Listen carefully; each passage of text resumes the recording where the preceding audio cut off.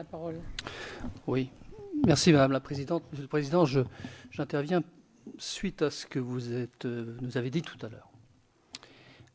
Et ça m'a effectivement un peu troublé. Vous avez annoncé que vous étiez médecin, je ne savais pas, mais très bien, et que vous pensiez d'abord aux patients. Je crois que c'est effectivement normal, mais je crois qu'on pense tous, qu'on soit gestionnaire d'établissement, qu'on soit médecin, qu'on ait des responsabilités politiques, nous pensons d'abord à nos concitoyens et à faire en sorte qu'ils soient mieux soignés possible.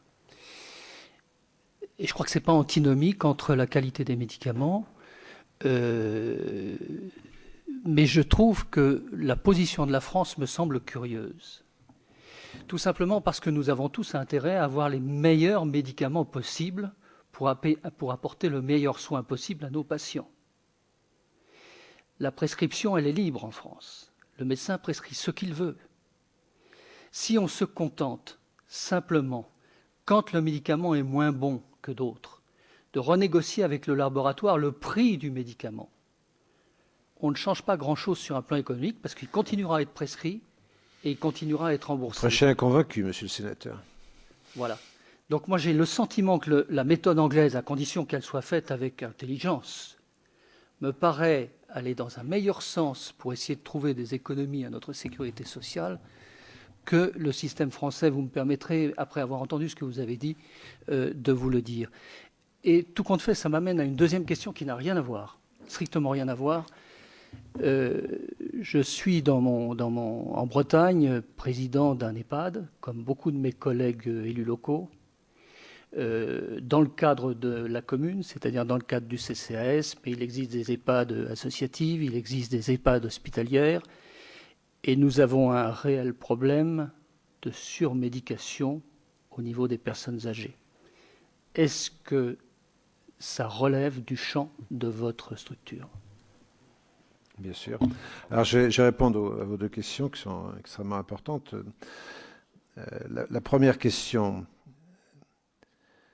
d'abord, je ne suis pas certain que votre admiration du système anglais soit justifiée lorsque le système anglais aboutit à du rationnement.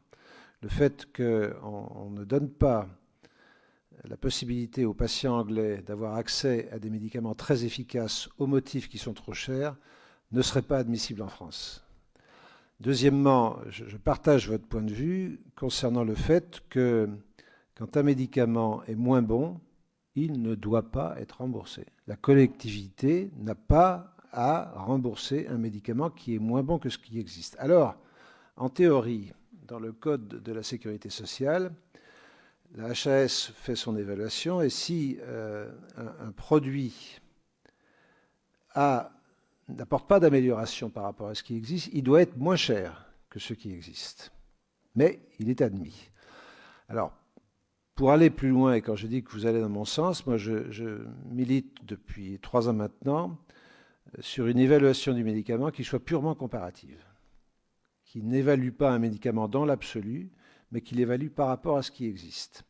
Et ça permettrait de dire si un médicament est meilleur, évidemment on le prend, on discute le prix. Si un médicament est égal, on le prend, mais il doit être moins cher. Et si un médicament est moins bon, on ne le prend pas. Je milite pour ça.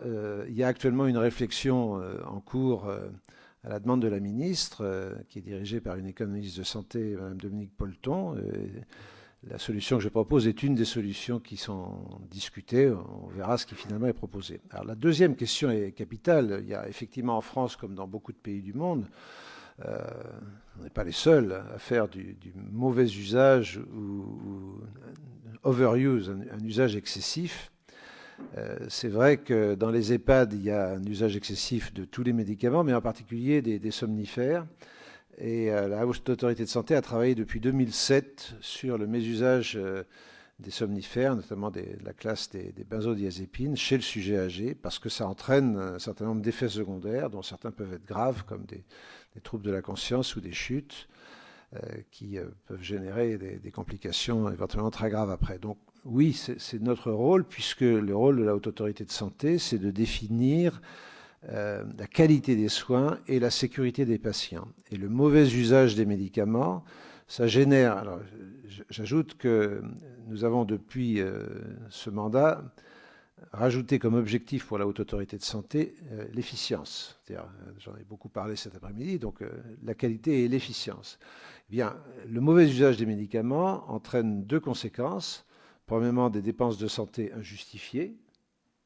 Donc, il faut qu'on travaille, et on le fait, c'est une de nos priorités, sur la pertinence des actes, la pertinence des séjours hospitaliers, la pertinence des prescriptions.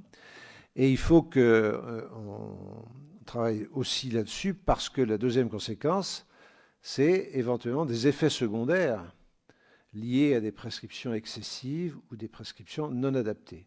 Donc oui, on est en plein dans nos responsabilités et on a d'assez nombreuses productions qui sont destinées à éviter le mésusage.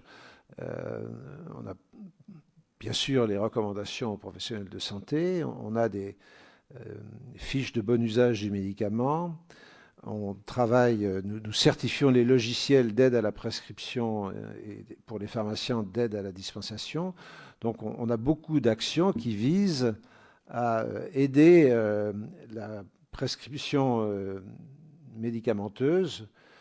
Dominique Meng, je le laisserai parler s'il le fait. Enfin, Dominique Meng me dit on travaille actuellement sur un aspect très important qui est la conciliation pharmaceutique, la conciliation des médicaments, pour faire en sorte qu'un malade qui entre dans un établissement de santé, l'hôpital, MCO ou un EHPAD, arrive généralement avec des ordonnances. Et si on n'a pas fait l'effort de savoir ce qu'il prend, on risque de lui prescrire des médicaments qui peuvent éventuellement être antagonistes ou éventuellement être dangereux s'ils sont donnés en association. Donc on travaille sur ce qu'on appelle la conciliation médicamenteuse. Donc beaucoup de sujets qui sont alors en plein dans vos préoccupations. Notre problème étant en fait de faire en sorte que nos recommandations soient suivies des faits. J'ai fait allusion au travail de 2007 sur les benzodiazépines chez le sujet âgé. Pour être très honnête, la prescription de benzodiazépines en 2015 n'a que très faiblement diminué, me semble-t-il. Donc nos prescriptions, nos publications, nos recommandations ne sont pas probablement assez suivies des faits.